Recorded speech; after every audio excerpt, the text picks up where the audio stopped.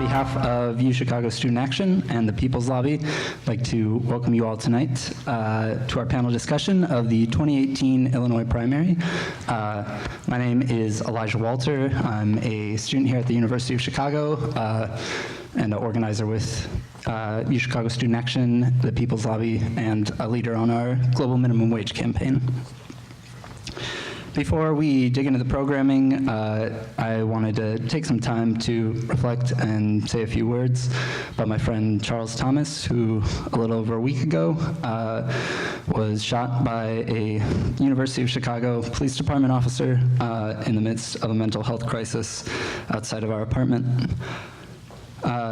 This past week, I've just been in shock and in horror and in disbelief at the really stark cruelty, inhumane treatment to which Charles was subjected at the hands of a system of policing that really doesn't know anything else.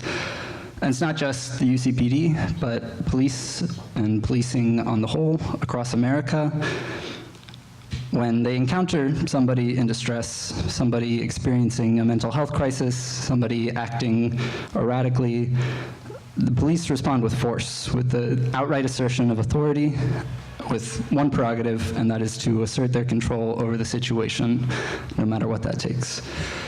And any variation from this police ideal of complete submission, of cool, rational response on behalf of the person they're dealing with, is met with the threat of violent force and the enactment of that violent force. This is how the UCPD responded to my friend Charles. This is how police across the United States respond to situations that should require sensitivity, sympathy, and a commitment to the value of the preservation of life. They respond with violence, with force, and in many cases, with death.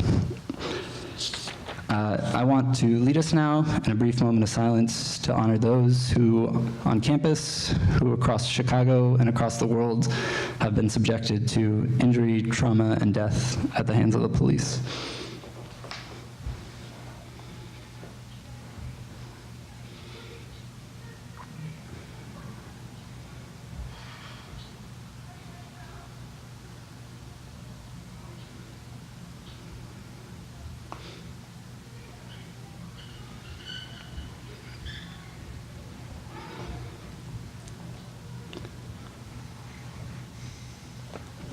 Thank you. All right. As organizers, activists, progressives, political operatives in Chicago, we're here today to dig into the successes and failures of our electoral work that culminated in the Illinois Democratic primary on March 20th. Coming together across organizations, across outlooks and opinions, we're here to celebrate our successes, learn from our failures, and most importantly, learn from listening to each other. In talking through the work we did this past cycle and the results that it bore, both inside and outside the realm of electoral politics itself, we expand as individuals and organizations our options, possibilities, strategies, and tactics for building towards victory, for breaking down and overcoming the forces and structures of injustice, exploitation, violence, and oppression that these days pattern our lives. And honing our strategies and tactics is an indispensable part of that process of winning the world. So today, we're going to have each panelist we'll have 5 minutes for opening remarks, addressing some of the following questions. What is your strategy on using elections to empower the left? What are the tactics you used to advance this in this past Democratic primary? What went well? What surprised you? And what are the major takeaways for our organizations? Once we hear from all the panelists, we'll have time for them to respond to each other, ask each other questions, and I'd also like to invite members of the audience to contribute their own questions. There's yellow sheets of paper in the back that you can fill out, and those can make their way up here. Around 7:15, we'll transition out of questions and close out the event with some information on upcoming events our organizations are putting on. So without further ado, I'd like to introduce our panelists. Let's have a round of applause for our panelists.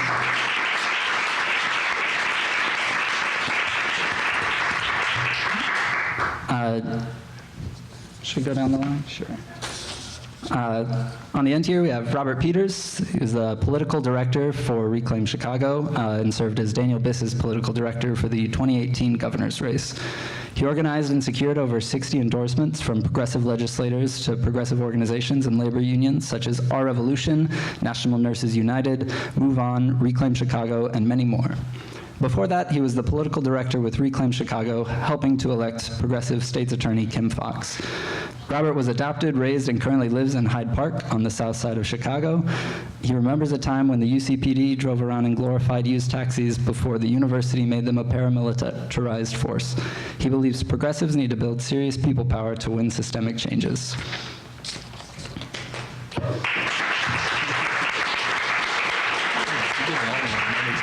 John Trineski is an organizer with Chicago Democratic Socialists of America and a member of the United Neighbors of the 35th Ward. In 2017, he was a founding member of Chicago DSA's Electoral Working Group and currently sits on its steering committee working on creating a chapter-wide canvassing program. A disillusioned Obama volunteer in 2008, John got back into politics thanks to Bernie Sanders in 2016 and is ready to make up for lost time.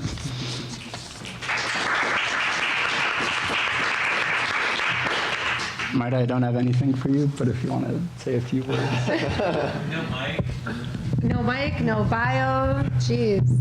I'm Marta Popadiak. I'm the organizing director and field director for Reclaim Chicago and the People's Lobby. And I'm also the executive director of United Neighbors of the 35th Ward. And I want to win, reclaim government from corporations and the 1%.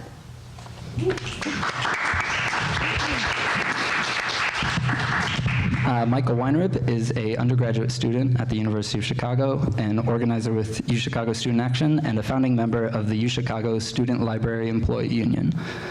Michael is a fourth-year undergraduate studying history and geography.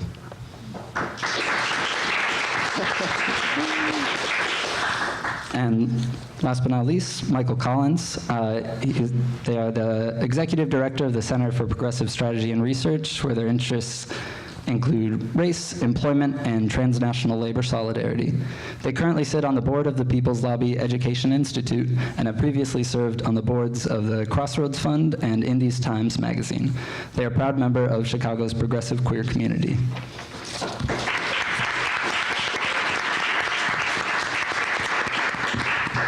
Right, and without further ado, I'll kick it over to our panelists. I don't have an order in mind, so whoever wants to jump in. I'll start off. Cool. This is, can you hear me? Awesome. Nope. Okay.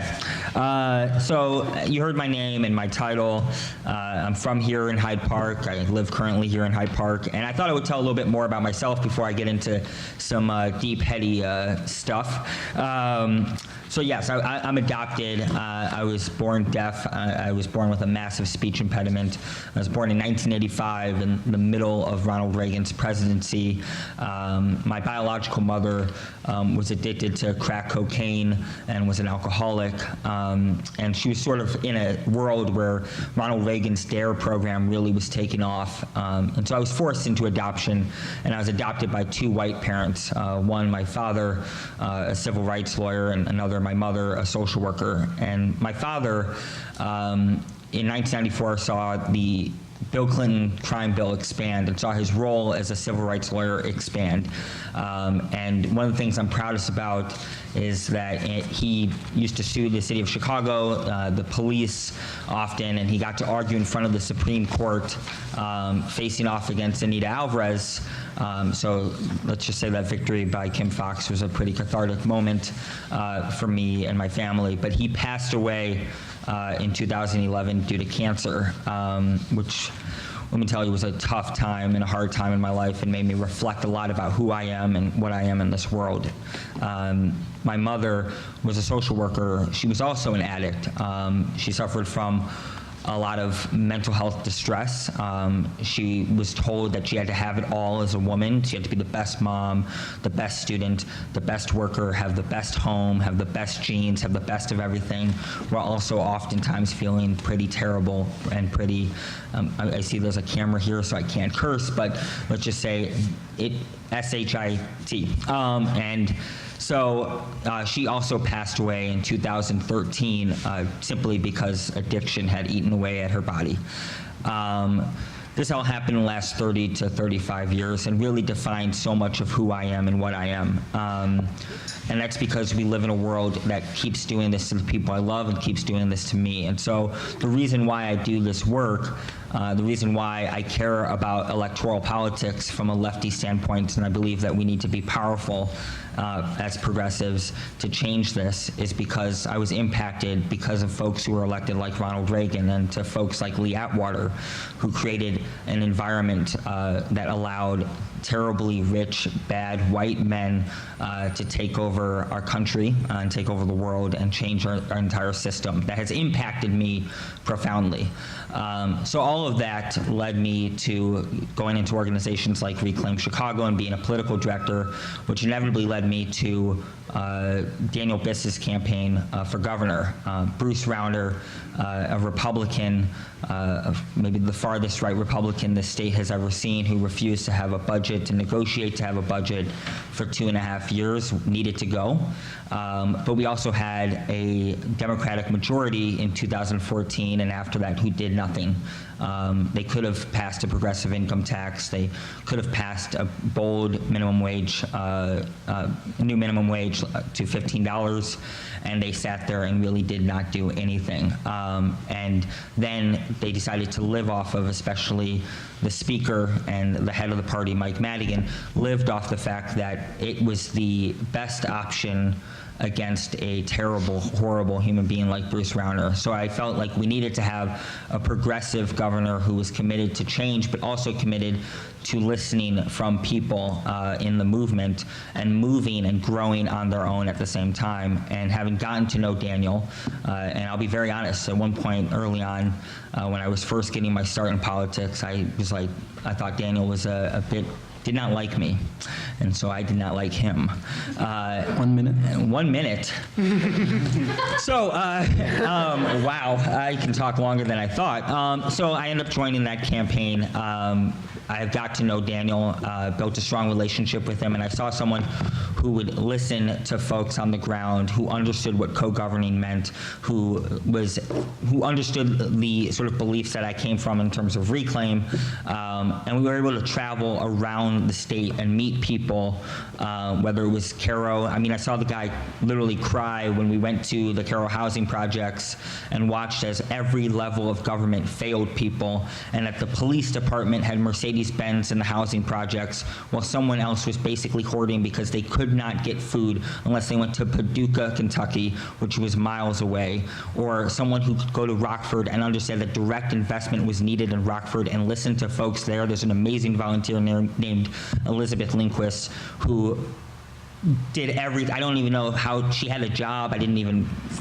Most of her time seemed to be spent on trying to get Daniel elected, and it was someone who could go to the south side of Chicago and literally say to people, I'm going to co-govern, and I'm going to direct invest, and I'm going to commute sentences, and he evolved and grew as he listened to people in a way that I have not seen a politician in the state act. So, Thanks. was that a minute? Was that 5 minutes? Okay.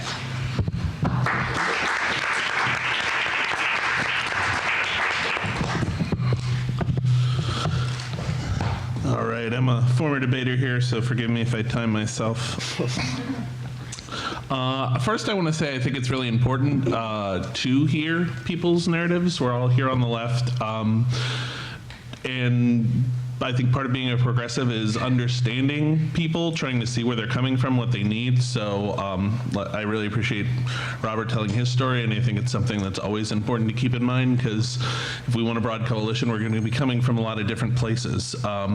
Really briefly, myself, I was very politically active in high school and into college, an Obama volunteer in 2008, very ready to be part of his army to help him pass his bold agenda and got very disillusioned when I saw that he did not, in fact, want to mobilize people, and slowly over the course of his term, instead went the corporate route of trying to work with Wall Street and compromise towards the middle and basically avoid passing the kind of sweeping change that would make a real difference in people's lives.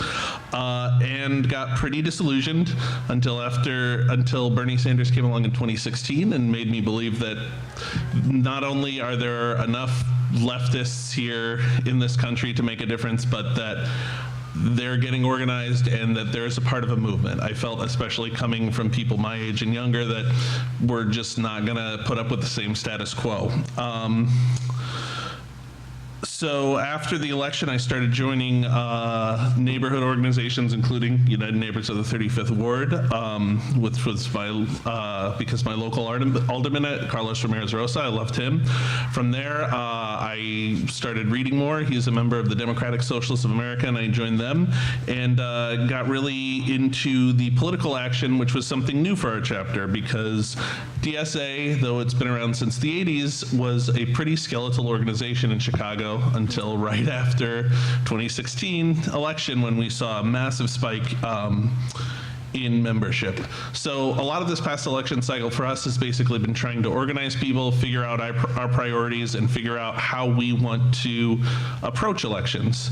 Because unlike some of the organizations here, we don't necessarily view the ballot box as our primary vehicle for politics.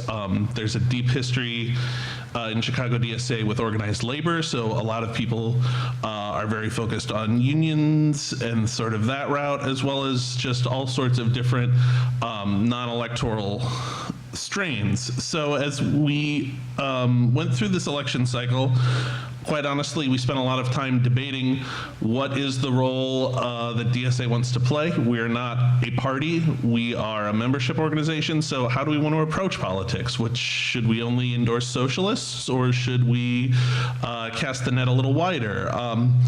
Ultimately, we ended up throwing our weight behind two major things this election cycle. The first was an issues-based campaign to lift the ban on rent control. We felt that this was a strong way to advance socialism and to build working-class power. We felt it was something that would speak to people across the city, and it was something that helped us work in coalition with groups such as Pilsen Alliance, groups on the far south side, the northwest side, and so working with them, we took two precincts that we controlled entirely, knocked doors, got signatures, got it on the ballot, followed up, make sure people voted for it, as well as volunteered across the city in Hyde Park, Pilsen, and Albany Park. And working in that coalition, we felt that was very successful, and it got 75% at the ballot on election day, which was incredible. It's non-binding, and so now the organizing part comes in, where we have to then push our elected officials to follow up and heed the will of the people, and that's our next step there. But that shows that a lot of times really things that used to be considered radical and far left socialist issues are actually very popular and common sense when you can just put it directly in front of people. Despite my timing, I'm still running a little short here, so I'll briefly say the candidate we endorsed was Anthony Clark. He was running for Congress in the 7th District, which is parts of Oak Park and Berwyn, as well as Inglewood, sort of the western and suburbs and southwest side of Chicago. We liked him because he was a movement candidate. He was basically drafted by his neighbors. He was a war vet and teaching at Oak Park High School, and basically his neighbors said, we need someone to run for Congress. We think you have the approach and the vision necessary, and he was drafted, and that showed to us that he wasn't a political insider. He didn't take any sort of outside money. He was also a DSA member, and we felt that this was someone we could build a movement, hold accountable, and really grow on the left, which made sense for our organization and where we were. Just like Robert, I could keep talking forever, but I think that's my time, so pass it on to Marta.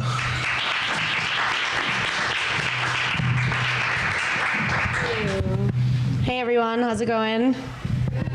Cool.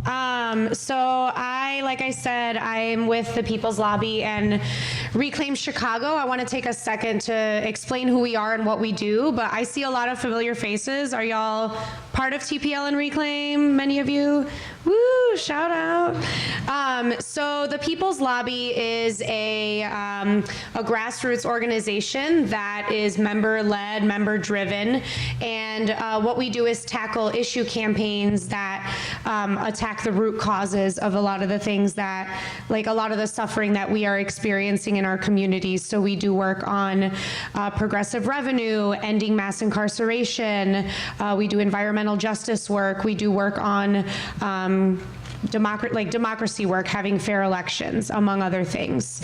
And Reclaim Chicago is the partnership that the People's Lobby has with National Nurses United, and that is where we do our candidate endorsements, our candidate training and recruitment, and when we throw down on elections. And our strategy really is to have that like two-pronged effect, because we care a lot about winning on issues, but the reality is that we cannot win on those issues if we don't have people in the halls of power actually stumping for that.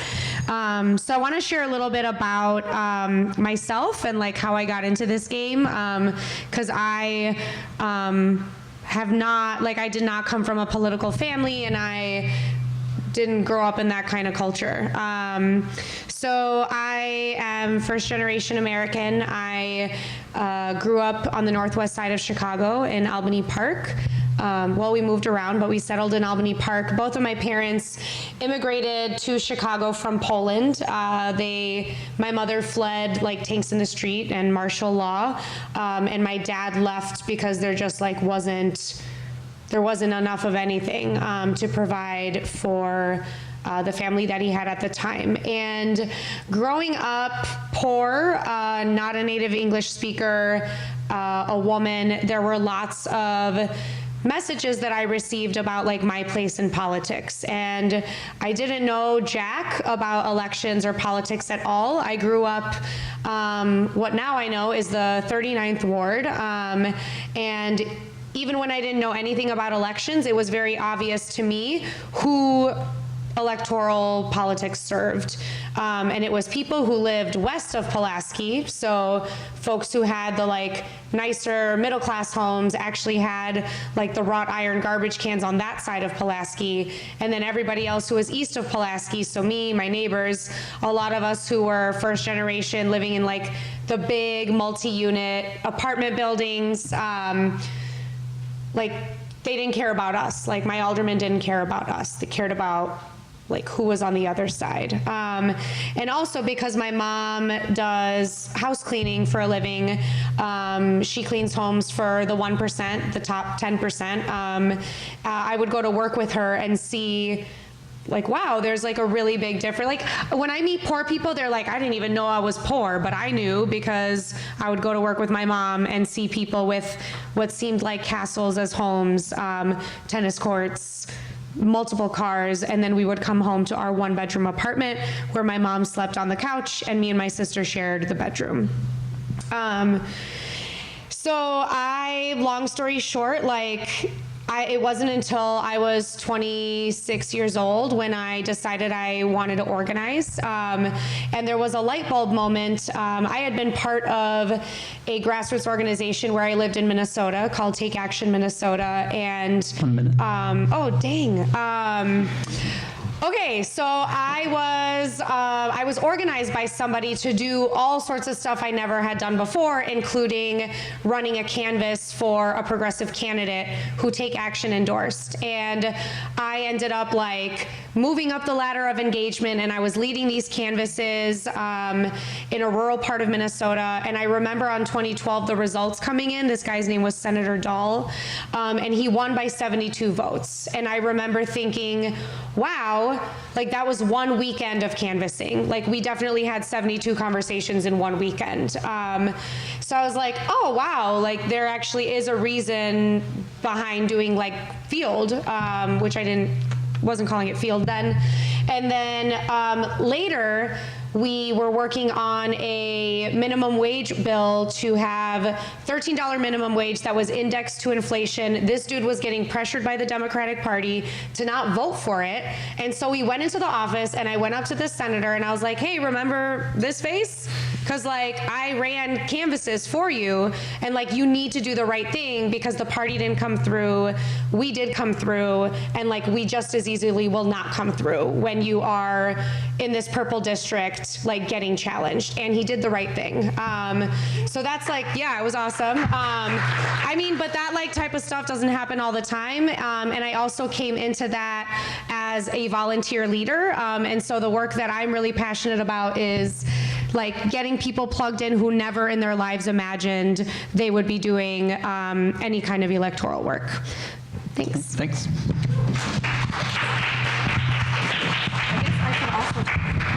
Hello.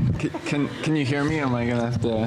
Here, how about you? Yeah, this works better. I'm the only student up here, so I'm going to be talking about overall what UChicago Student Action was doing, as well as my own personal stake in the electoral work. So UChicago Student Action was throwing down behind Marie Newman, who is running for Illinois' 3rd Congressional District, and Daniel Biss, who was obviously running for governor, and both of our candidates lost. So my take is a little bit more kind of what did we do well, what could we have done better, and I think a lot of this comes down to who UChicago Student Action is as an organization and the kind of work that we were doing. So I'm from North Carolina, which is like it's a purple state, and I say that because for most of my life, the governor and the state legislature had been split between the Democrats and the Republicans. But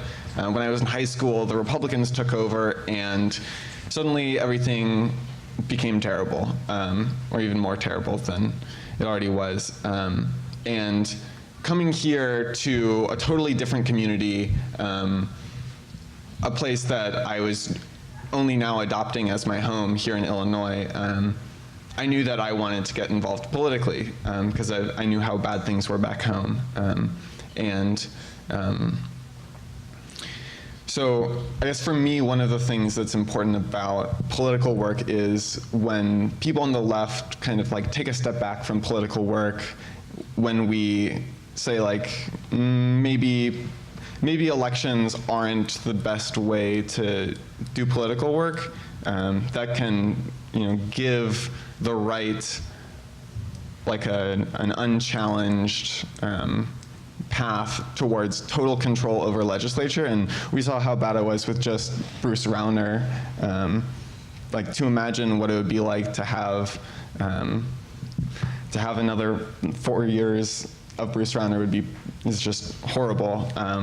So back to what UChicago Student Action was doing. So we were throwing down behind two candidates, and a lot of us are like me, who are only now making Illinois our home. So how do we, as people who are new to this community, who are now going out into other parts of the city, other than Hyde Park where we live, because most of our work was centered out of Bridgeport, so how do we go out into these other parts of the city that we are only now making our home to get involved in this political work? And I think that's important to understand the kind of tactics and strategy that we were using, because about half of our work was targeted towards the Bridgeport area, which is where Marie Newman's congressional district was, but then we also did some get out the vote work on campus among students. And I think a big part of the narrative of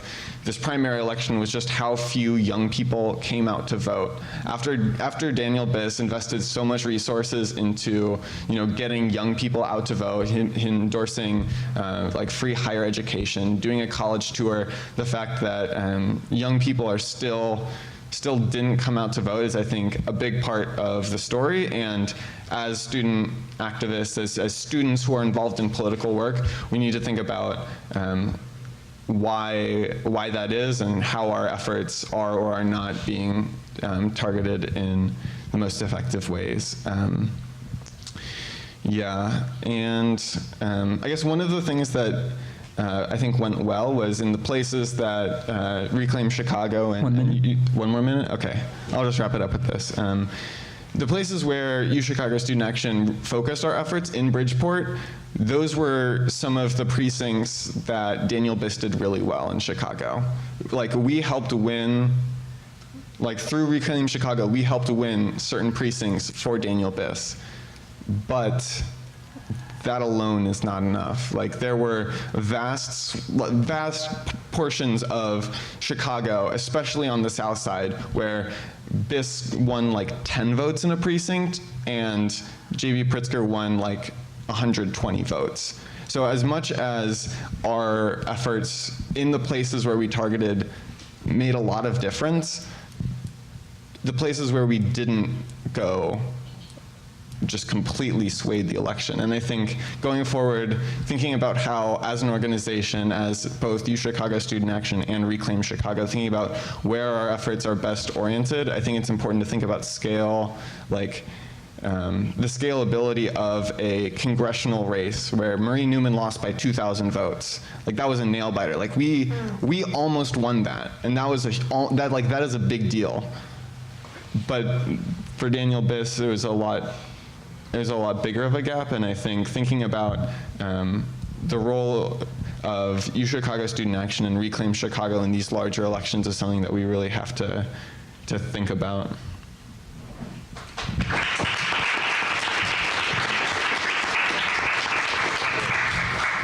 Good evening. My name is Michael Collins. I am the Executive Director of the Center for Progressive Strategy and Research, a think and do tank affiliated with the People's Lobby.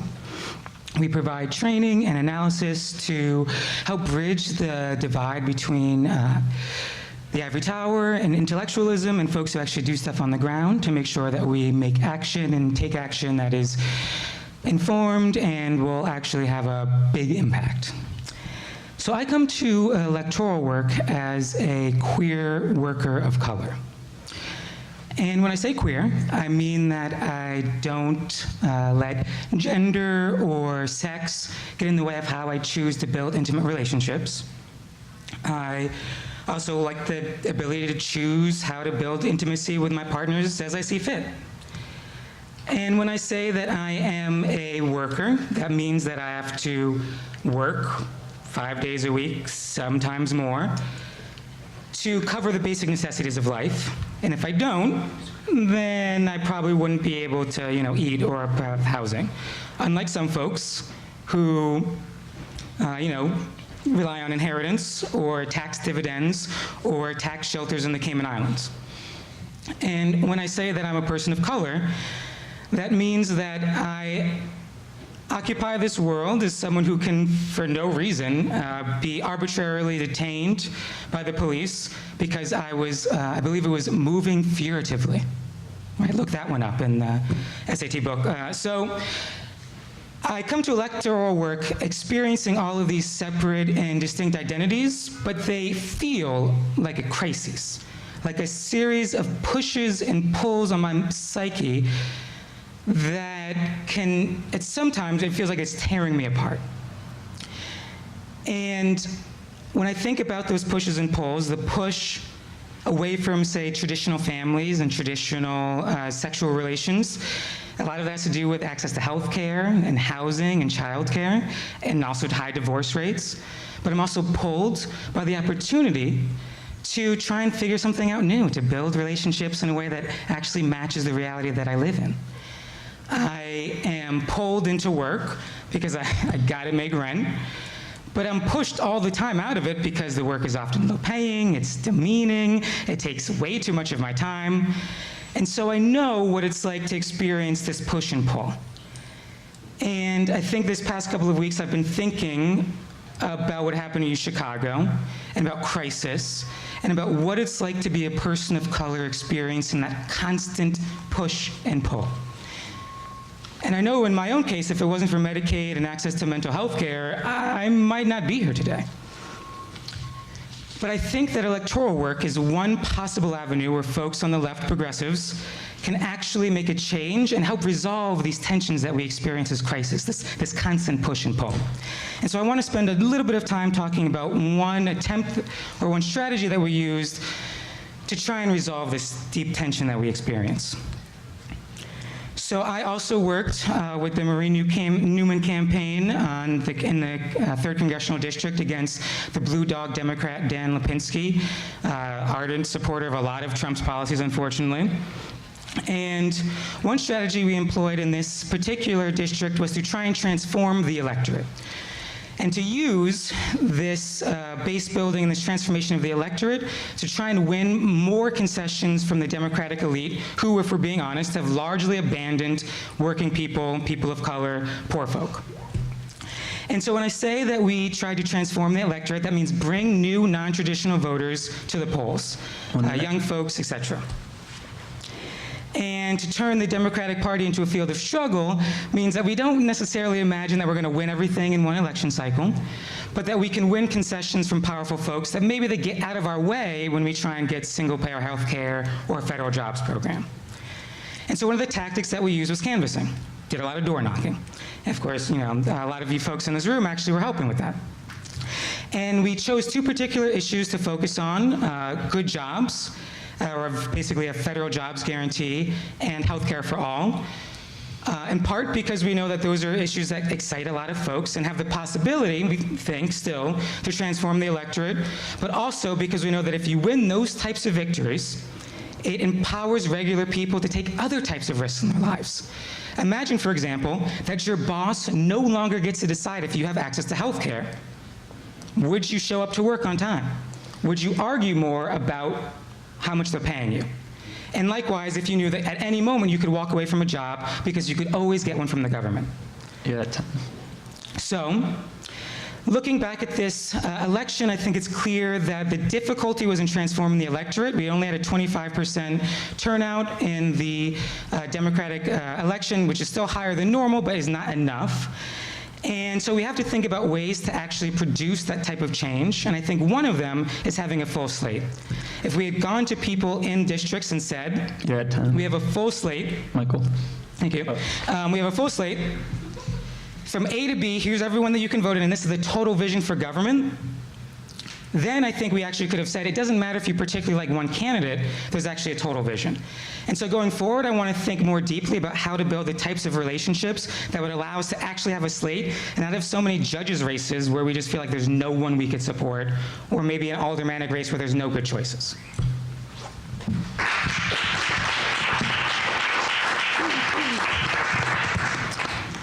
Thank you all. We're just going to take some time for the panelists to respond to one another and ask each other questions. In the meantime, if you would like to fill out question sheets, could someone grab those and pass those around? Cool. I will leave it to the panelists. Robert, could you talk a little bit about what went well and what didn't go well? Oh, God. Okay, let me do this. What went well and what didn't go well? That's great. I love answering these questions. I think I'll start off with what went well, because that's easiest. And that is, I think the thing I'm most proud about on this campaign was how disciplined and driven the entire team was, from Daniel to staff to volunteers. It was mission driven, and that meant energy. It meant people knew why they wanted Daniel to become governor. They worked, we lifted each other up. Nothing makes me feel better than knowing that this is the only campaign where I've worked as a staffer and just felt this energy and this warmth of this team, this being an underdog. So that was like, to me, the best thing that went well was the culture we had, you know, I would say not just as a campaign, but sort of like as an organization. What didn't go well, it was the entire month of September, and I think everyone knows what that month was about, from Labor Day to the end of the month. And I think that as much as that was like shit, I mean, you know, I won't name the reporter. I'm on Can TV and I just cursed and I finally did it. But I just remember the anxiety, and that sucked. It didn't. Could you actually say what happened? Yes, Carlos Ramirez Rosa, the alderman of the 35th Ward, was the original LG pick, and then wasn't 7 days later. I just think, like, I think the first week afterwards was an entire shock. I remember when the deputy campaign manager was like, they just came on board and come back into the office, and it looked like, I mean, the closest comparison I can have is maybe my father's funeral. And everyone just looked like what the hell? Daniel was polling at 5%. They were like, he was being asked to drop out the race. You know, everything looked like it was going to go down. And so what went well helped contribute to why we survived it, because we just came together and just were like, we're gonna grind this out, we're gonna do it. And, you know, I know for one of my roles was trying to get an endorsement from a progressive legislator and being like, this is where we're gonna focus for like a month and a half. We're gonna just, once we go bit by bit to grab it, and that's because as a team we just focus, like we're gonna just have to really like bunker down. And, you know, I guess another thing that went well is that Chris Kennedy ran quite a complicated campaign. And I think sometimes there's a little luck in knowing that you can have, how do I say this, an opponent who's a bit, is not ready for prime time. So, and that helped a lot. So, yeah. Thank you. Yep.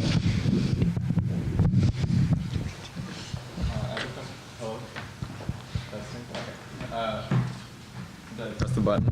Hello, good. I have a question for Michael about transforming the electorate. Because from my perspective, as someone who spent most of my time during the election season canvassing in Bridgeport, I think of all the doors I knocked on, I can't think of a single. I knocked on a lot of houses where there were white people and Latinx people, but I can't think of a single door that I knocked on in all of Bridgeport that had a black resident. And I think a part of the reason why Biss lost was because, for the same reason why Bernie lost in Illinois, because he just didn't win black voters. So thinking about like where progressives how progressives can win going forward, beyond just transforming the electorate by bringing in more people, how can we, how does transforming the electorate fit in with, you know, like connecting with already existing voters who, for one reason or another, aren't buying what progressives are selling? Yeah, so I think part of what we have to address is that there's no coherent or like unified black vote. So I've met plenty of them. There's plenty of black folk who are very fine to have with a billionaire, and it doesn't bother them. And it's not necessarily because they have been misled or don't know or anything like that. It's actually that their self-interest aligns with the type of campaign that Pritzker is running on. Maybe they're not actually particularly interested in having like higher taxes because of the type of people who have big houses. So I think that's part of what we have to recognize, is that there's like the super voters in primaries.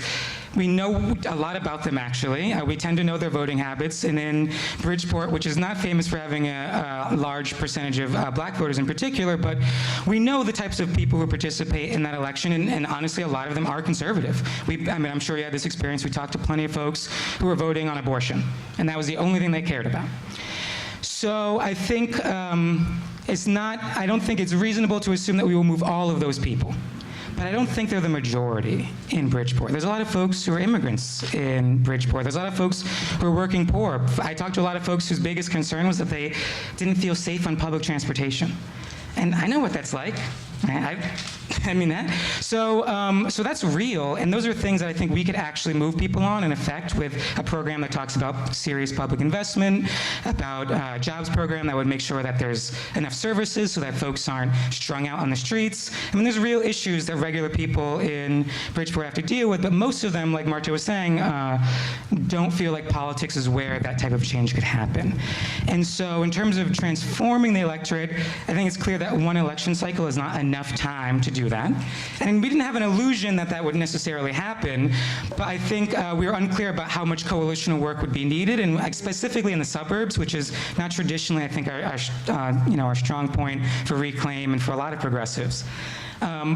But I think going forward, those are the types of places that have to be organized, both at the level of transforming the electorate, but also because there's a lot of capital there, there's a lot of corporations, there's a lot of intermodal transportation hubs, and if we actually want to be able to win concessions after we get a Newman, say we got those 2001 votes, we still have to figure out how to organize those communities, because just having a margin of victory by 2000 wouldn't necessarily be enough support to say, now you got to go and tell this employer who employs 30,000 people, we're going to give you a jobs guarantee, and maybe all of your employees could walk out tomorrow. Mm-hmm. So there's a lot more work that has to happen, and I think without a strong relationship to labor, which is where a lot of folks of color actually who are politically engaged live, then we're not going to be able to win the types of victories that we need, or to be able to sustain them in the long term.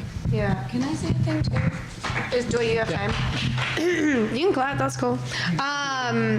Yeah, so I wanted to speak on this. This is a thing that I have been thinking a lot about too, because in all the races, so Reclaim endorsed in 6 or 7 races, I can't remember now. And in all of them, when you're getting to crunch time, you end up focusing a lot on, what Michael said was super voters, so people who are much more likely to get out and vote in a primary. And I think part of the strategy of Reclaim and the People's Lobby is to organize all the time. We always say, we don't close up shop after election day. But I think one thing that we could do better at, and that I'm really excited to try, do better at this, for the future cycles, is getting more scientific with the people we're canvassing and engaging in between cycles, because we always end up targeting likely voters, but if we have been spending the entire year before actually targeting drop-off voters and registering new people and having conversations regularly with people who are not likely to vote, we're actually bringing in a new electorate to engage with. And so I think we have to engage this with 2 tactics. One is doing that, what I just said, and the other is to have a really dope persuasion program, because I think for people, and I've done this in other elections in other states, where we talk to voters who care a lot about, who are purple, should we say, a little bit more conservative in some issue areas, and you could do a persuasion program where the conversation you're having is 15, 20, 30 minutes, and saying why is abortion this thing that you care about, and to try to get at the value underneath it all, and then pivot back to the candidate. So I think that, like you're saying, Michael, it's not a thing we can do in from January to March if the election was in March, right? Which is what just happened. So I think it's those 2 things, and also just all the time. Can I speak briefly on that as well? 100% agree. As I said, when I first started volunteering, again, it was with Marta at UN 35. So a lot of these ideas are ones that I've been exposed to before, and something we're really trying to incorporate in DSA, because, as we said, issues-wise, I feel not everything we do is vastly popular, but a lot of it is. When you poll people on, do they want universal health care? Do they want child care? Do they want guaranteed jobs, free college, things like that? It's good. It's just a question of finding those people, engaging with them beyond the election cycle, because I'm sure anyone who's volunteered for a campaign knows how cynical and grinding it can feel, even really well-run campaigns. Here's the list of people we know are going to vote. We're going to bother them until we know that they're at the polls. You're calling them. The people don't want to talk to you. It doesn't feel transformative. It doesn't feel...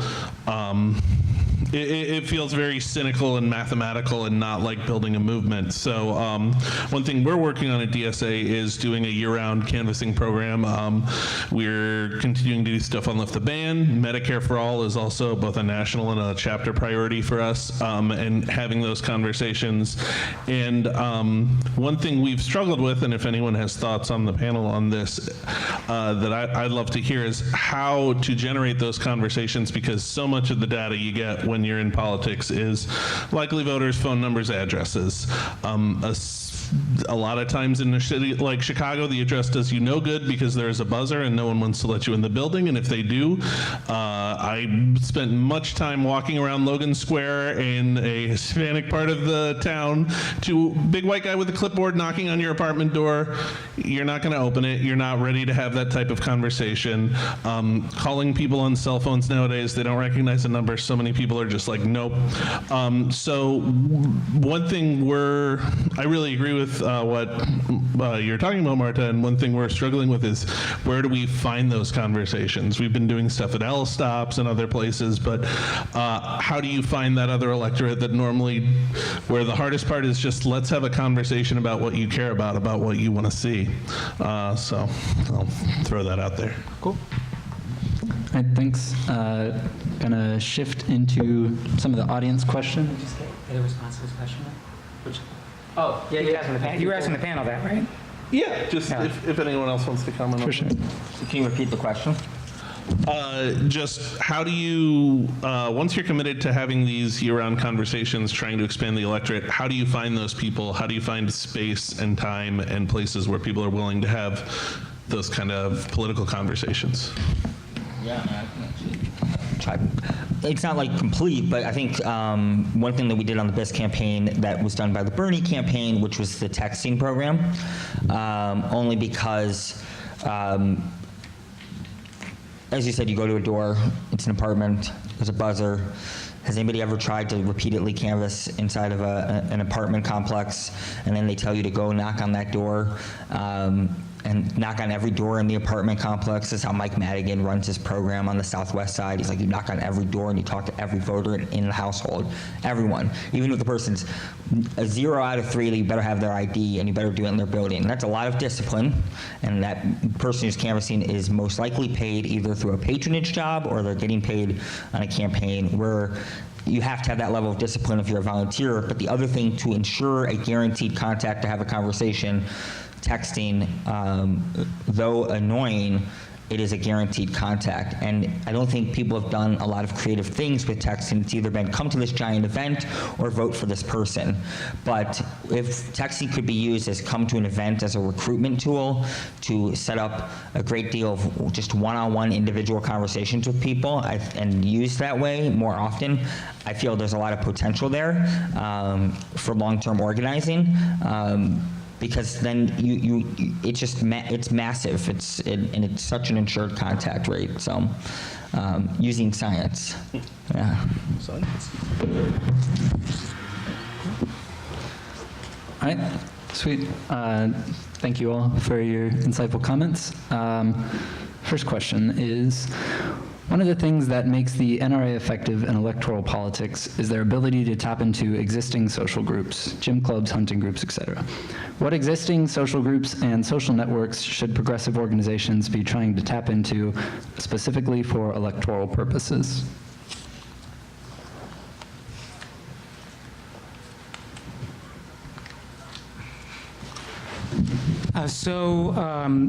I think one of the things which I've been wrestling with over the election cycle is burnout.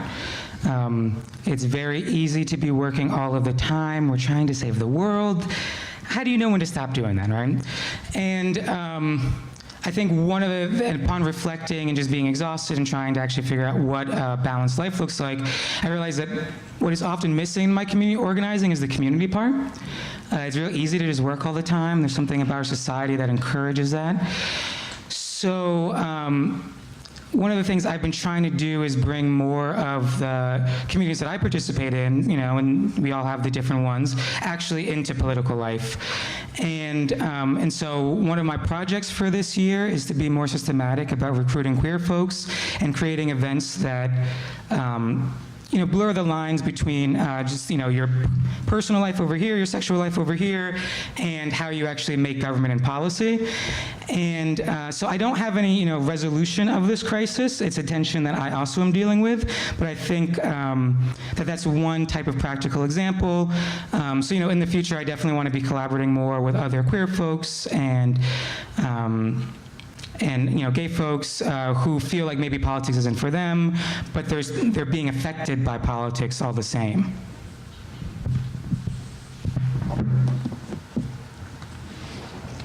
Does anyone else want to add anything? I'll second that. That's something I felt DSA in its own way has often been good at, is we do try to not only have politically based events, but for example, right now we're raising funds to help fund abortions. It's a national campaign, and it's done through a bowl-a-thon where you're raising money through a bowling team. We've had table at concerts. I spent a couple of weeks ago at the Pussy Riot show. Daniel and Robert were also there. But yeah, getting out in the community where you as organizers are doing fun things, sharing life, remembering like, hey, this is what we're organizing for, but also exposing other people's who might not be as politically inclined to sort of be like, oh, hey, yeah, that's interesting. Most people I talked to at the Pussy Riot show had not even heard of us, but there were many who were sort of like, oh, that's a thing now. I didn't realize socialism was back. Yeah, that sounds pretty interesting. So definitely catching people where they are and finding sort of good places where there might be shared views and stuff is great on both ends. Second, all of that, or third, all of that. Like, I wish that I was around in the 60s when, Woodstock was, basically a social justice concert, wasn't it? I like all of what was being said here, and I think we should do that. And the other thing I want to add is, something that Michael and John both touched on, which is coalition building and labor. I feel like, especially in Illinois and Chicago, because I've organized in Minnesota as well, and this culture doesn't quite exist there as much as it does here, but there's a lot of turfiness, there's a lot of this is my piece of the pie, you have your piece of the pie, and I think the NRA doesn't mess with that. We on the left need to do a way better job of actually just working with our allies and being in relationship with our allies. And I think there is a movement in Chicago and in Illinois to start doing that stuff. But yeah, and then lots of people are doing really great organizing. One North Side is they organize folks in group homes and folks who take advantage of social service agencies.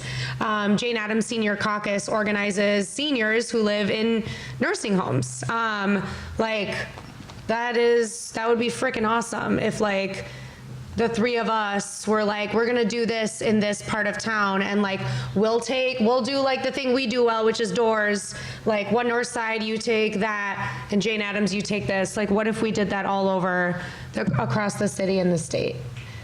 So that's my thing. I want to piggyback on what Mark just said and that question about the NRA, and that is, so I was just talking to another organization about this week about some drama, and I literally like just lost my shit. I just lost it, and that was, I'm cursing again.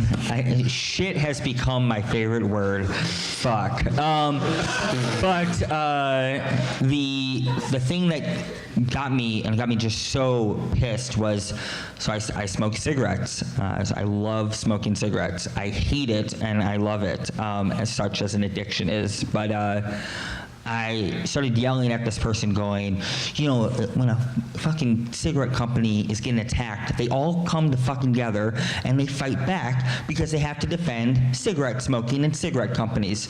But when we on the left are getting in some sort of turfy fight, we all divide each other up, get broken up, get beat, and just keep losing. And then I was, getting pretty visceral. I said, do you like losing? Because I hate losing. I'm tired of losing. Cigarette companies, maybe not now, to be honest with you, but they just won. They were winning. NRA, they won. And if fucking Smith & Wesson wants more guns out there, they're not like, oh, I need to think about this other gun person, and I'm mad at them, and God, I can't work with them. That's not how it works. They are working together as a coalition to move something pretty far right and disgusting, and we on the left need to do the same thing, because being on the BIS campaign, I got to see it outside of its insular nature. Who said it? Who said nature? Thank you. And that is that the left, we need to get our shit together as a coalition in order for us to win, especially as 2019 is coming up, because Rahm Emanuel's pretty clear about a divided movement in this city. He's pretty clear about that, and he knows exactly the pressure points to hit on. He's going to have $40 million to do that. So yes, I think there's the fact of organizing people who, some people have a different methodology, some people do it a little differently, some people are a little bit weirder, some people are extremely strict, but as long as we're sort of all generally under the fact that we need a massive movement, pretty progressive and left in the city, we can build that coalition and do these things and get it right and not nitpick over some of the smaller nature things. So that was a lot to answer that question, but yeah. Thank you. Another question here.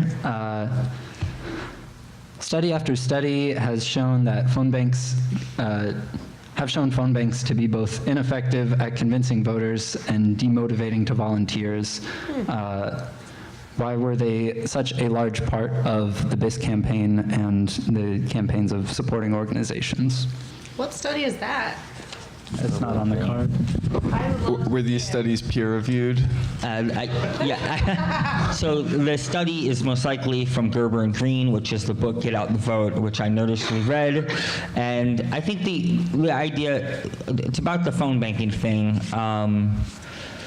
So in order to reach voters, you have to have many forms of contact. Some of them are during times and days in which you've got to double up and you got to call and you got to get those IDs and then get to certain numbers. I think they're not ineffective in moving people, because one way, to do it, the best way to do this, if someone's going to spend you 10 to 1 and the only form in which you can communicate to them is because you have phones and doors and text messaging, because you're not going to be able to afford the TV commercials nor the mail necessary to get your message out, you've got to use every form of contact to do that. Of course, the most effective way, which both DSA and Reclaim do a good job at, which is door knocking, but getting the phones in is like another way to replace, say, someone flooding in a bunch of mail that's rarely looked at but reinforces a message to get nerdy about. All right, yeah.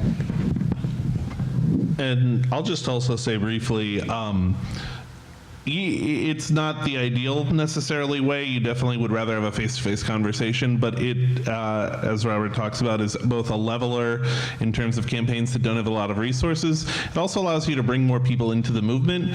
If you can't physically walk around and knock doors, you can door knock. If you can't make it out to a meeting because you're in the far suburbs but you want to help, or I'm sorry, you can phone bank. If you can't make it to a meeting, you can phone bank. DSA, when we have nationally endorsed candidates, we've divided things up regionally, so I spent a lot of October making calls for a socialist candidate in the Twin Cities, which is something I was able to contribute from there. So Yeah, face-to-face conversations are always preferred, but I think that's both texting and phone banking are going to be key tools, especially for the left, because we're always going to be on the wrong side of the spending ledger. Does anyone have anything to add? So yeah, moving on. This is more directed towards those involved with Reclaim. What was behind continuing to endorse BIS after dropping ROSA over BDS? As an electoral organization, how do you decide which issues to make concessions on versus which you do not?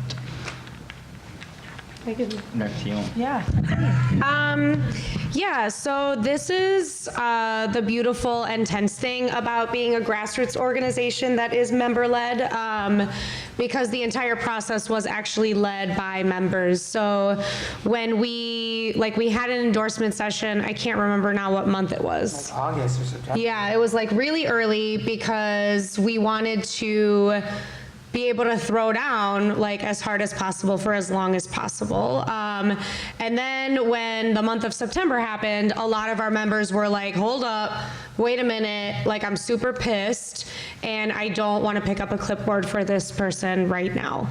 And around the time when there was like a bunch of stuff that came out about investments that both Pritzker and Kennedy had in DAPL, where we had members come up to us and be like, and by us meaning like staff, so myself, Amanda Weaver, Melissa Rubio, like folks who are on staff, being like, so like, what are we gonna do about this? Like, and basically we were faced with a choice. Do we want to like not do anything because we're like upset about this thing that like people had a legitimate reason to be upset about, or do we want to like make a choice to throw down because now it's like Daniel Biss who did this annoying thing versus like a millionaire and a billionaire and then a billionaire and then a crazy oh, I'm sorry, I shouldn't say that, Jeannie Ives, who's also, you know what I mean? Like that was just like,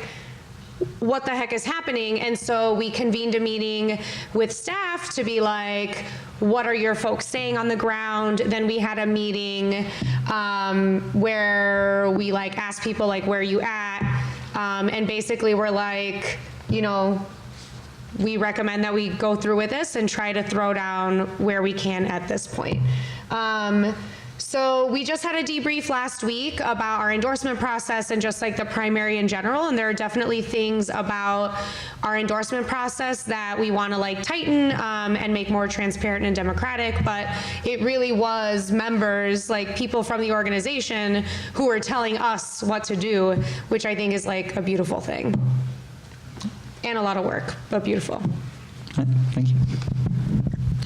Yeah, I also wrestled with the BIS decision. It was perplexing at the time, but I think one of my strategic takeaways is that, at least for myself, the way I was thinking about the campaign was, what can I get out of this? Like, how would this materially advance the interests and the policies that I believe are right?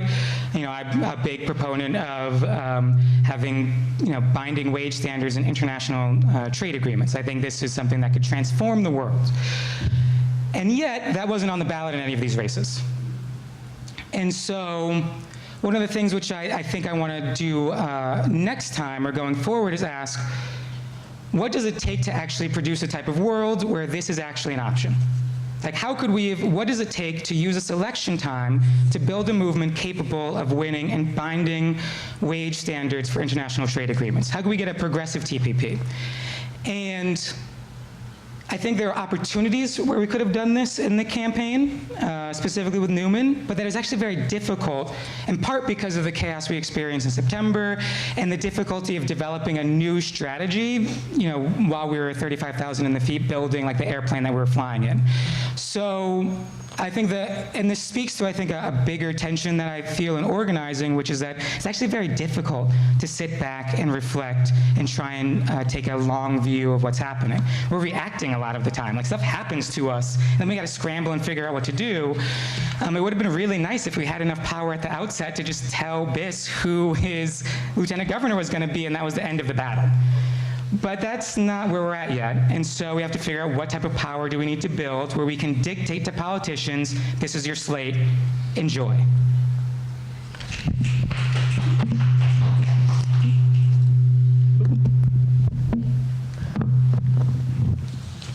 All right, does anyone else want to offer any final thoughts?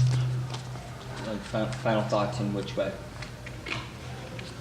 I mean, we're going to be wrapping up in a second. I don't know if...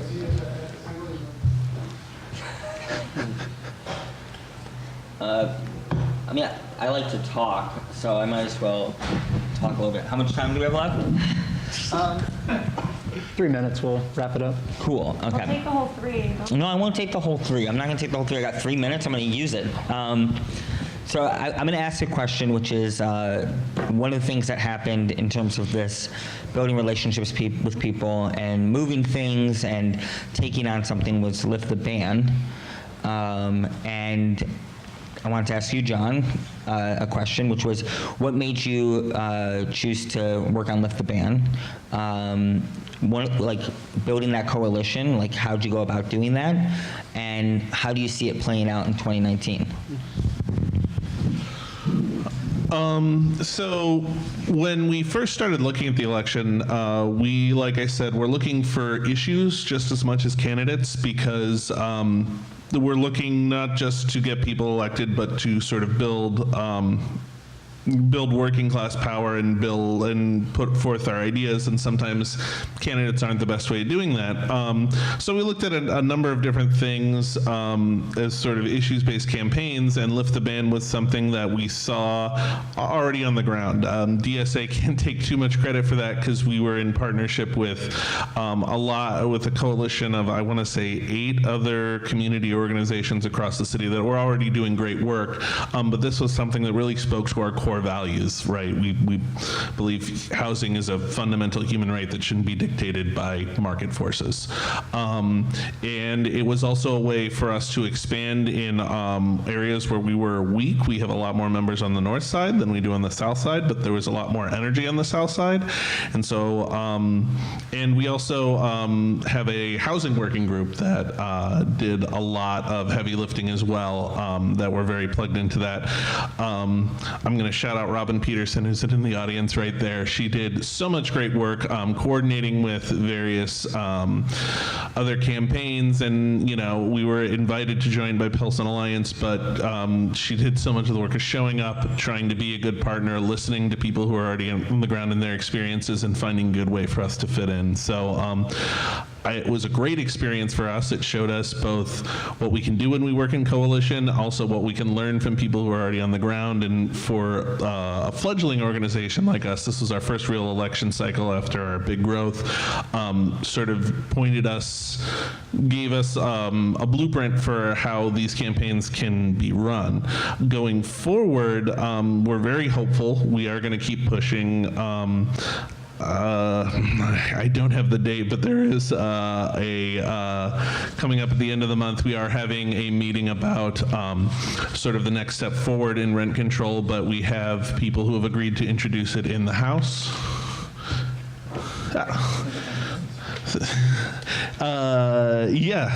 Thank you. Yeah. The April 18th, right to the city, What's Next for Housing Justice in Chicago at 7 p.m. to 8:30 p.m. at UE Hall, so come on out if that sounds interesting, which will be us as well as speakers from Pilsen Alliance, Kenwood Oakwood, Oakland Community Organization, Uptown Tent City. And now we're in the part of, we have people who have agreed to introduce it. We want to sort of build a clamor, both in Chicago as well as downstate, because this is a statewide ban on any sort of rent control. And this is where what people have been talking about, and holding politicians accountable and building a movement that doesn't stop at the end of the election cycle, really comes into play. How do we keep that momentum? 75% is great. How do we turn that into votes in Springfield? Thank you. Do any of the panelists want to add anything? I'm curious what Youth Chicago Student Action is doing after the election, and what are some of the issues you guys are dealing with? So we run a couple of other issue-based campaigns around environmental justice, living wage, and fully funded like student disability and student counseling services that we kind of put on hold while we shifted towards focus on electoral work over the past 3 months.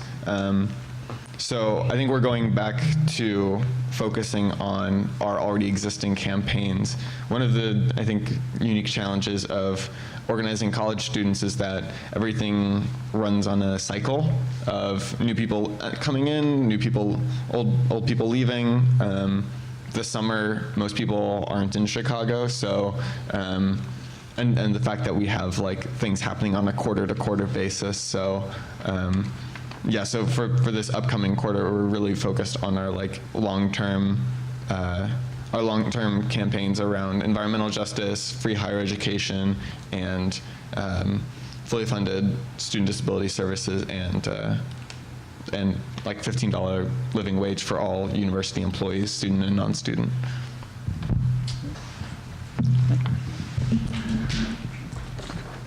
Thanks again to all our panelists for being here today and engaging with one another. Create another round of applause for our wonderful panelists.